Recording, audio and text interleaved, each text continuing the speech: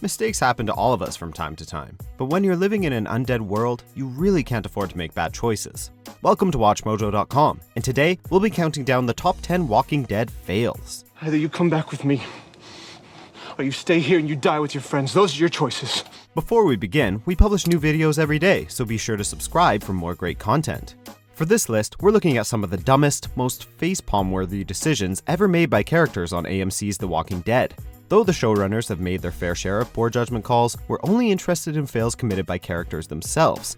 And it goes without saying, but this list comes with a major spoiler warning. Hey, we're gonna get you out of here in one piece. Living piece. The living part is important. Number 10. Keeping a barn full of zombies.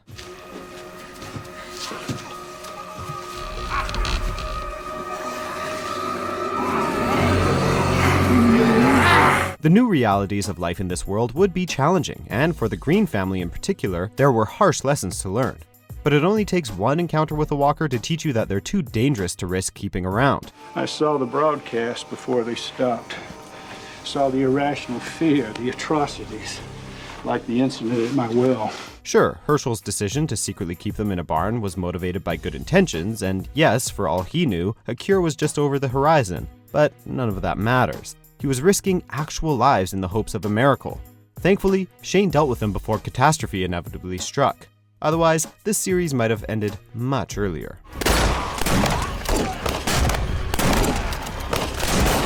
Number 9. Trusting the Terminus signs. Terminus. When we were out on the run to the veterinary college, we heard a message about this on the radio. Hope might be the only thing keeping people alive in the world of The Walking Dead, but when embraced too wholeheartedly, it can also spell demise. Yes, our various groups approached Terminus with caution after their home at the prison was destroyed and overrun, but considering what they had just survived, if they had an ounce of sense between them, they all would have avoided Terminus like the plague. Let's go. They had literally just learned firsthand that humans were the biggest threat to their safety in this new world, and yet they all opted to take hand-painted signs at face value. Honestly, had they been eaten, it kinda would have served them right. They raped, and they killed, and they laughed over weeks. Number 8. Beth's Last Stand. I knew you'd be back. After committing a significant amount of their time in Season 5 to finding Beth, our survivors finally managed to find the missing Green sister. And what does Beth choose to do with her newfound freedom? Why, she stabs her ex-captor in the shoulder, delivering a decidedly non-fatal wound which, unsurprisingly, causes the gun-wielding manipulative cop, Dawn, to promptly shoot Beth in the head.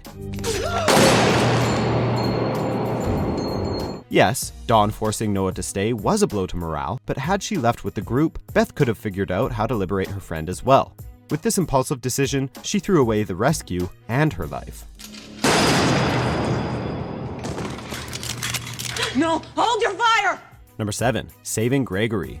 We have to leave now. How Gabriel has grown! This priest was introduced as a selfish coward who still somehow found it in him to criticize Rick's group.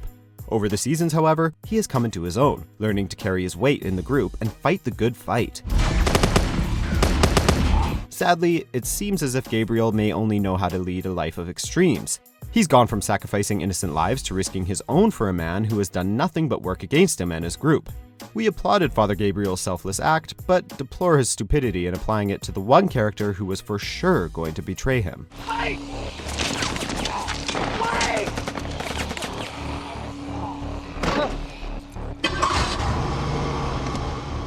Number 6. Every time someone goes after Negan solo. What the hell are you doing?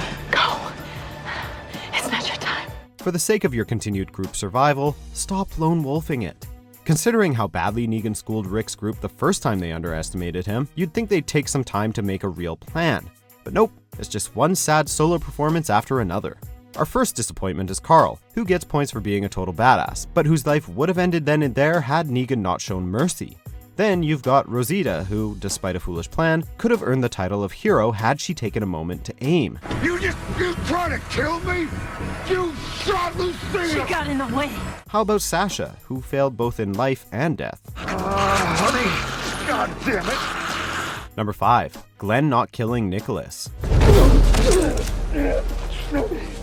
There are a lot of characters that we've wanted to throttle, but Nicholas is among the worst offenders. At least most of the villains of the series are interesting. Nicholas is just one big, unpleasant, walking inconvenience. Hey, over here! Come on! Come on! Hey! Come on! Come on! He first proves himself to be a liability and a dangerous coward, before evolving into a murderous traitor. After Nicholas's attempt to kill him in cold blood, Glenn should have ended him, and he almost does before pity gets the best of him. Though Nicholas quit his antagonistic ways, there was no curing him of the cowardly streak, and it nearly killed Glenn again. Thank you.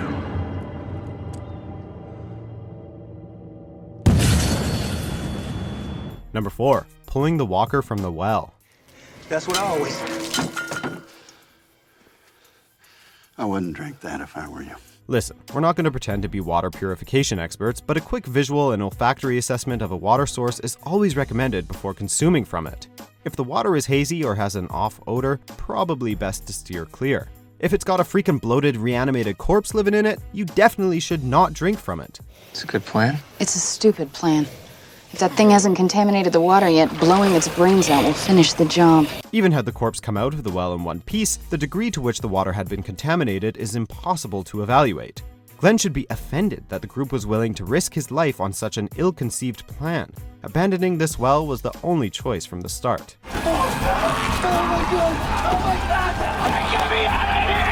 Number 3. Dealing with the Scavengers. Twice. We take, we don't bother. Hey Rick, can you remind us of the stated philosophy of the Scavengers according to their leader? Oh right, maximum self-interest. So, why would you trust this group of scavengers with the safety and future of your settlement? I want all the guns you managed to scrape up. To the surprise of no one but Rick, they take the guns from him and then double dip by talking to Negan to get twice the payout by betraying Alexandria. Thankfully, Rick always learns from his mistakes. Nope. He decides to go negotiate with them again, and sure enough, he gets imprisoned, nearly executed, and after striking a deal, abandoned.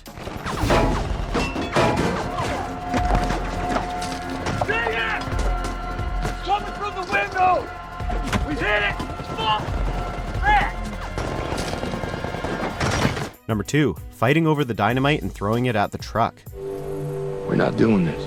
In a world where all but the most rudimentary forms of industrial production have come to a grinding and indefinite halt, you really can't afford to be wasteful. But of all the things you see as precious, guns are by far the most valuable, rare, and important. So, when Rick and Daryl manage to get their hands on a shipment of weapons intended for the sanctuary, you'd think they load up on them, rather than arguing and get into a fistfight. Hey, I'm not letting you do this. But the real winning decision comes when Rick lobs the dynamite at the overturned, smoking wreck of a car and blows everything up.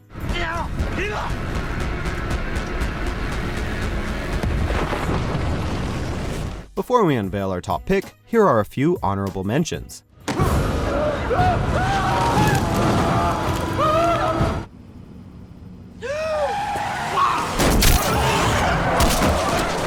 You're still here. Anything I can do? Number 1. Not shooting Negan when they had the chance. Y'all can live if you surrender. Of all the boneheaded decisions that have been made by Rick and his group, this is the one that haunts viewers. Negan is the problem, so kill Negan. When he steps out onto the balcony and you've got an entire army of gunmen ready to fire, open fire! Don't ask for surrender. Don't slowly start counting down from 10. 10, 9, 8, 7. Sure, Rick cut off the countdown early. If he'd told his troops to open fire when he gave the word, Negan would have been dead. But then again, when it comes to Negan, no one seems capable of thinking clearly. Daryl, we're looking at you too, pal.